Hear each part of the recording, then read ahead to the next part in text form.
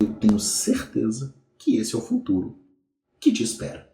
E aí vem aquela pergunta que pode ecoar no silêncio do seu escritório quando o cliente está falando com você. Por que seus honorários custam isso tudo se o robô faz de graça? Sabe quando um paciente, um cliente, chega no consultório médico e o doutor ou a doutora tem que lidar com o famoso Dr. Google?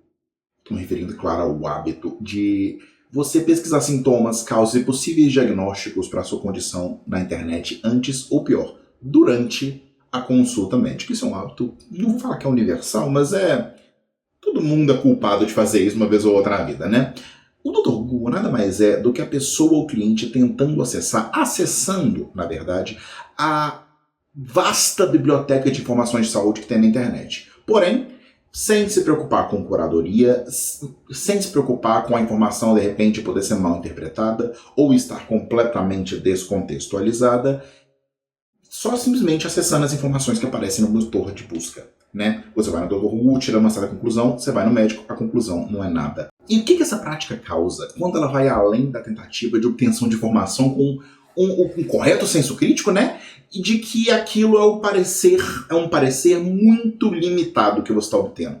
Isso traz ansiedade desnecessária, altos diagnósticos perigosos, automedicação, isso é muito perigoso também, e principalmente um questionamento constante sobre o que o profissional que estudou décadas está dizendo. A pessoa começa a acreditar mais no Google do que no médico, Então a reflexão que eu proponho hoje é para você sobre uma mudança sísmica que deve estar chegando na dinâmica do seu escritório. Se essa onda ainda não chegou e bateu na sua mesa, ela vai bater. Se prepara, porque quem te contrata não vai mais te comparar só com o escritório ao lado ou com o preço do seu colega. Essa pessoa vai te comparar com o ChatGPT. E isso está acontecendo agora enquanto você assiste esse vídeo.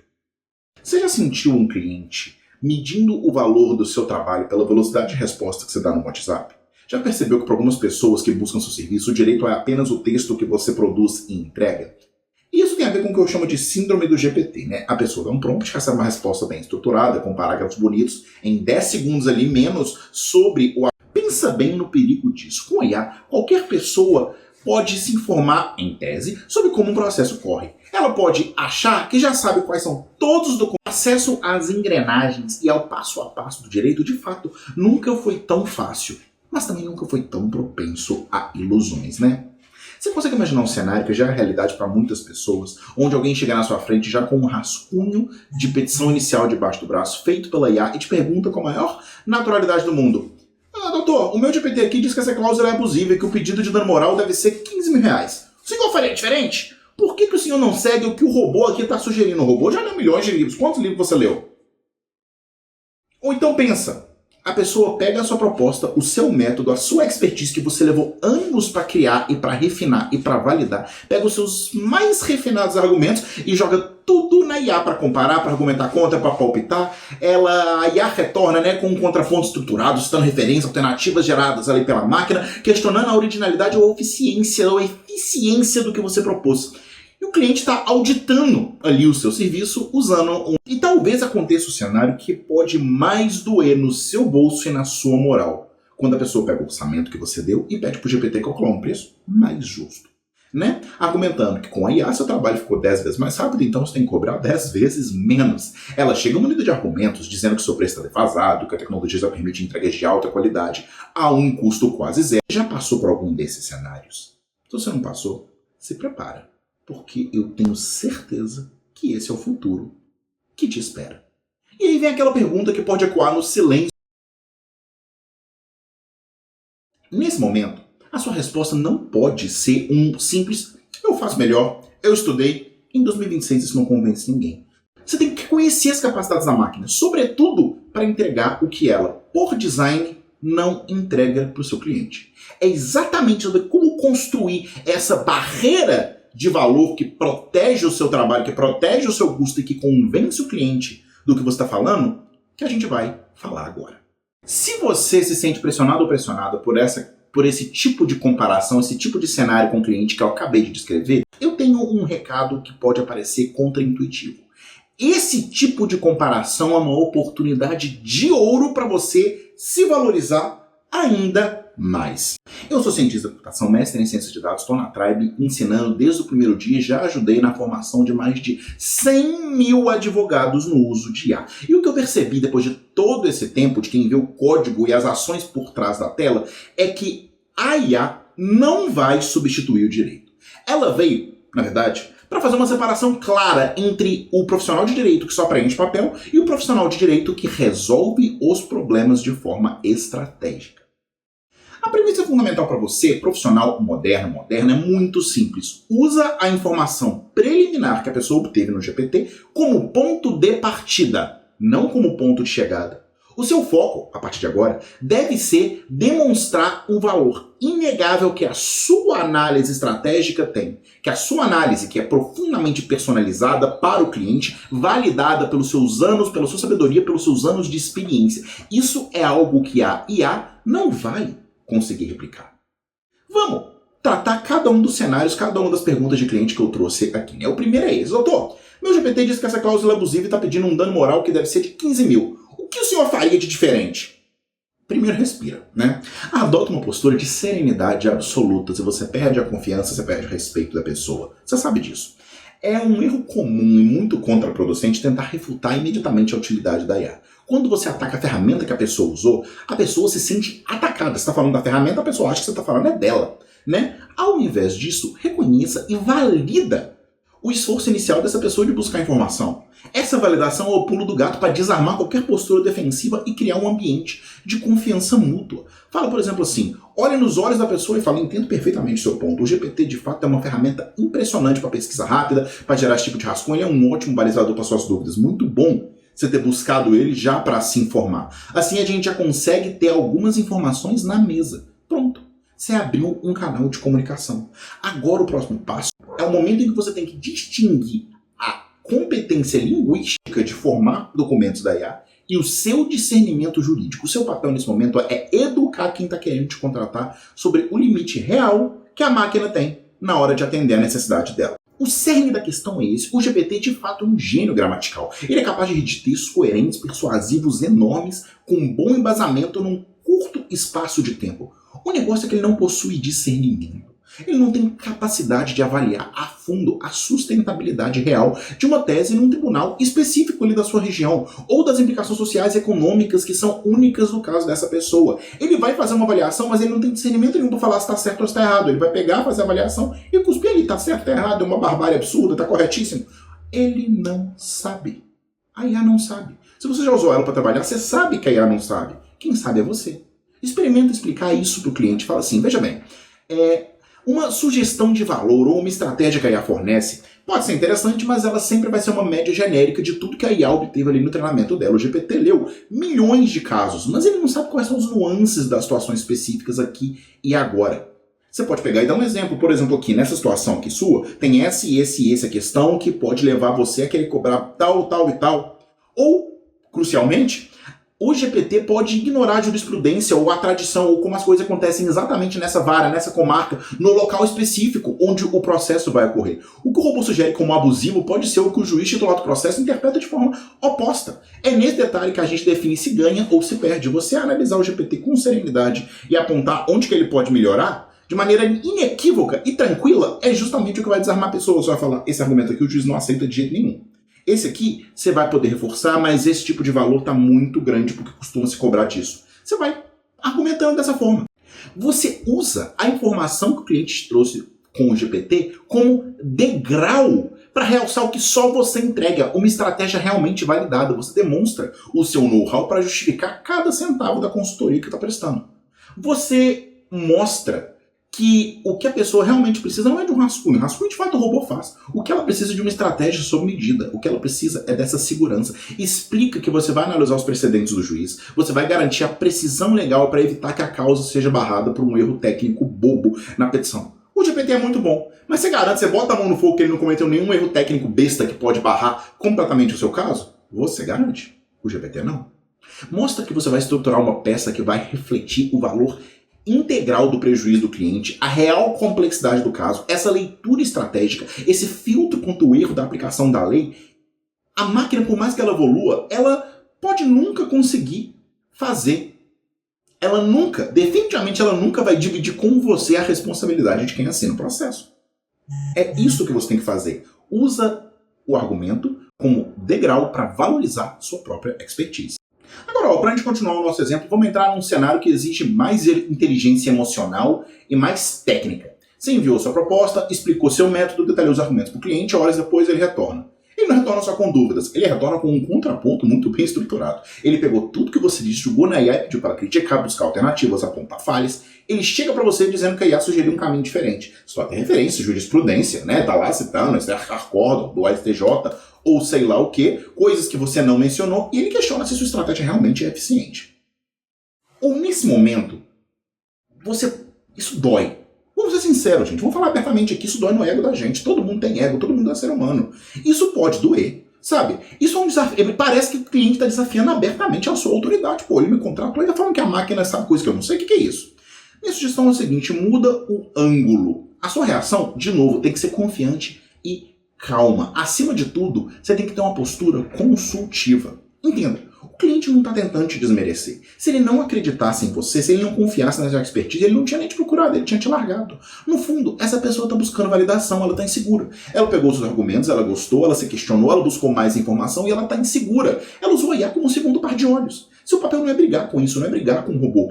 É transformar a crítica que o robô fez numa construção que vai criar uma tese talvez ainda mais defensável, ainda mais segura, ainda mais realista. Você tem que endereçar o que o cliente está trazendo. Isso é dar a validação que ele está buscando. Vou dar um passo a passo aqui. Primeiro, você vai reconhecer a qualidade da argumentação.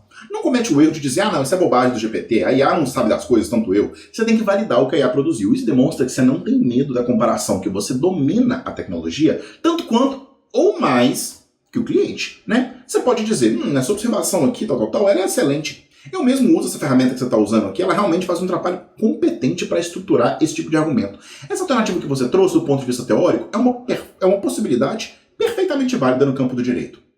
Você reconheceu o valor. Agora, o segundo passo, você insere a realidade dentro do argumento que o GPT trouxe. Você traz a sua, vamos dizer assim, a sua jurisprudência de campo, a sua experiência ali, né? O conhecimento da IA é vasto que nem o mar, mas ele pode ter a profundidade de uma poça d'água quando a gente está falando de uma aplicação prática local específica para o seu caso na sua região.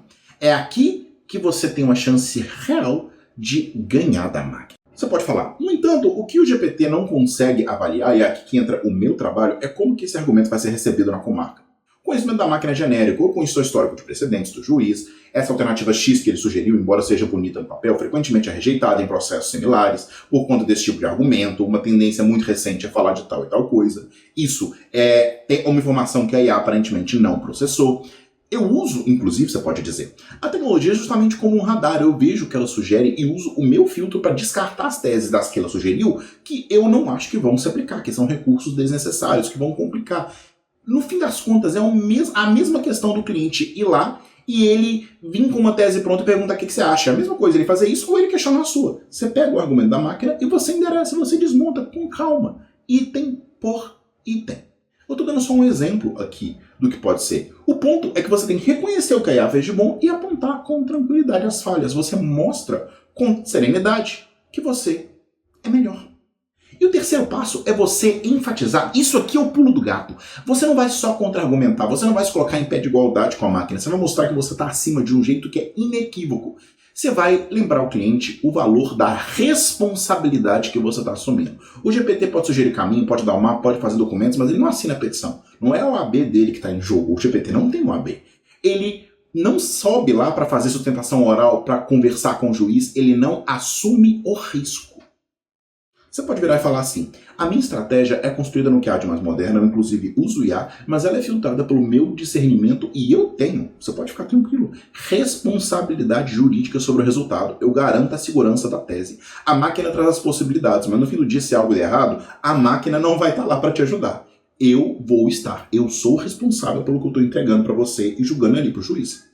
O resultado dessa conversa pode ser transformador. Você pode mover o cliente de um estado onde ele está desconfiando de você por causa da IA para um estado de segurança garantida pelo especialista. Pensa, o cliente chegou desconfiando de você porque ele tem os argumentos ali da IA. Ele sai com um argumento inequívoco de a confiança que ele tem em você vale muito mais do que a confiança que ele tem na máquina. Você reverteu completamente o argumento e transformou ele numa oportunidade em seu favor. Isso é estratégico.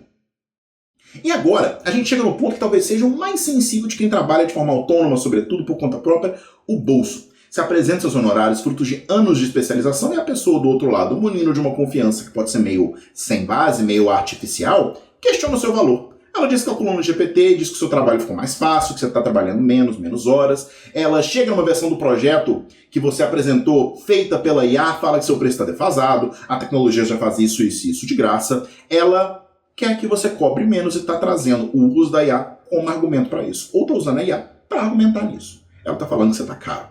Ela vai virar e dizer, por que eu vou pagar por isso? O robô faz em segundos e não está me cobrando nada, ou está me cobrando baratinho. Aqui a sua resposta tem que ser cirúrgica. Você deve separar claramente o custo da produção do documento, que de fato a IA diminui, para o custo pela responsabilidade, pelo resultado, pelas decisões que você toma quando você faz a análise estratégica do caso. Isso é algo que só o profissional de carne e osso pode assumir. Quem te contrata não tá. A pessoa que está te comparando nessa situação, ela está achando que você está digitando o processo. Você tem que mover essa visão dela para entender que o seu trabalho é filtrar e assumir risco. O primeiro passo, de novo, é sempre legitimar a dúvida da pessoa. Não justificar, não, é difícil, é sofrimento, eu me formei, eu tenho diploma. Você tem diploma, beleza, eu tenho GPT, tchau. Sabe? Isso não funciona. Reconhece que a dúvida é válida, reconhece o bom argumento para você poder virar o argumento contra a pessoa. Usa a sua autoridade técnica. Você pode virar e falar, olha, essa pergunta é muito válida, eu fico feliz que você tenha trazido isso, obrigado por trazer. E é verdade, as ferramentas como o GPT, essas IA generativas, têm acelerado absurdamente as fases de produção de texto, algumas das fases de pesquisa. Eu levava 10 horas para redigir uma petição complexa e hoje, com auxílio tecnológico, eu demoro uma. O custo de tempo que eu pago com essas petições de fato diminuiu, reconhece tudo. Mas aí você vai virar e falar, o ponto é que os meus honorários nunca foram baseados no tempo que eu demoro para ficar digitando. Esse é o segundo passo. Você vai redefinir pelo que a pessoa está pagando. Onde que está o seu valor? É aqui que você vai brilhar. Você tem que deixar claro que o valor não está em digitar o texto, mas no seguro que você está dando para a pessoa contra erro. A pessoa não paga seguro de casa, ela não paga seguro de carro, ela não paga mais caro num médico às vezes, ou num plano de saúde caro, porque aquele médico tem uma boa reputação, porque ela confia. Ela está pagando em você porque ela confia no seu julgamento ela confia ela mesma, ela confia a situação jurídica dela no seu julgamento. É por isso que ela está pagando. Você vira e fala, o que você está contratando não é um rascunho de 10 minutos que o GPT forneceu, você está contratando a minha responsabilidade jurídica, a minha experiência para avaliar e tomar decisões em cada passo. O filtro de segurança que eu trago para a sua situação, o valor do meu trabalho, reflete o custo de evitar um erro que a IA não tem competência para ver e para evitar todas as vezes. Um erro pode custar completamente todo o processo. O robô pode redigir a tese, mas ele não tem um AB, ele não assina a peça, ele não assume o risco de uma improcedência. Só eu, com a minha assinatura, garanto que esse robô, que é muito bom, vai te levar para o seu destino ao invés de bater de cara numa parede. O custo do meu honorário é pela minha avaliação e pela minha garantia contra o seu risco. Esse é o passo que você tem que dar. E o próximo passo é o transformador, para você fechar o argumento e transformar esse argumento de economia de tempo que a pessoa trouxe em um argumento em favor do seu honorário. Você não vai pedir desculpa ou de fato reconhecer que por ser rápido você tem que cobrar menos. Você tem que dizer que essa rapidez é transformada em profundidade, sempre falo.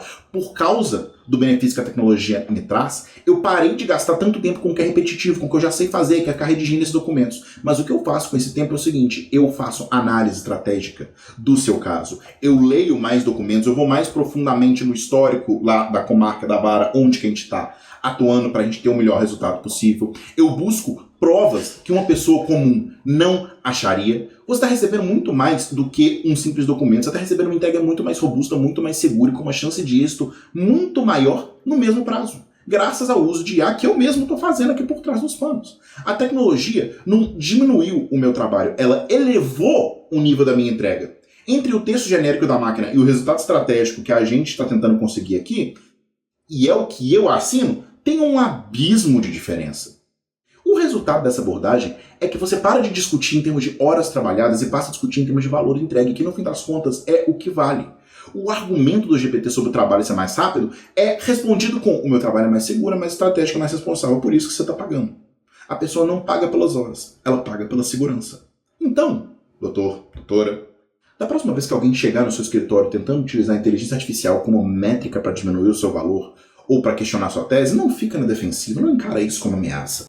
Usa isso como oportunidade pedagógica para elevar o nível da relação com o seu cliente. Explica, com calma, com a calma de quem domina o terreno, que a ferramenta é rápida. Mas você, além de rápido, porque você usa a ferramenta também, você traz segurança. A ferramenta é informativa, você traz estratégica. A ferramenta escreve, você assume risco.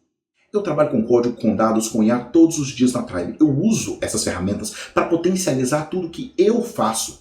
Mas eu nunca, em hipótese alguma, deixo a IA tomar decisões que dependem da minha experiência, do meu histórico e do meu discernimento humano.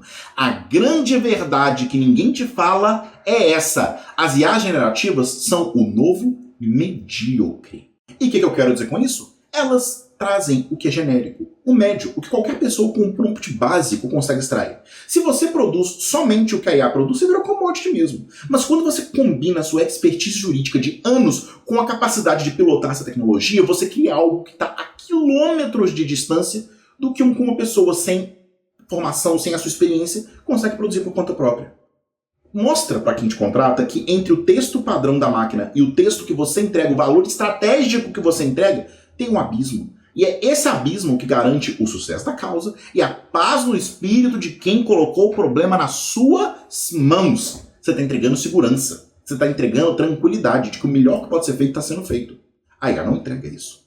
E é exatamente esse tipo de mentalidade de usar a tecnologia a seu favor, sem perder a sua essência, sem perder o seu valor, que a gente quer construir com você aqui nesse canal. Eu não tô aqui para te ensinar a fazer prompt bonitinho somente, sabe? Eu, Eli, a gente não tá aqui só para isso. A gente tá aqui para te ensinar a ser mestre da tecnologia, a aliar ela a você para construir um valor que sem nenhuma das duas partes é impossível de existir. Se você quer aprender a ser esse piloto ou pilota da tecnologia e não só ser passageiro dessa revolução que continua a acontecer, que torce para IA não errar, faz aqui a inscrição no canal, ativa as notificações porque a gente está só começando. Muito prazer, eu sou o Alberto, muito obrigado pela sua atenção e a gente se vê na próxima aula. Até lá!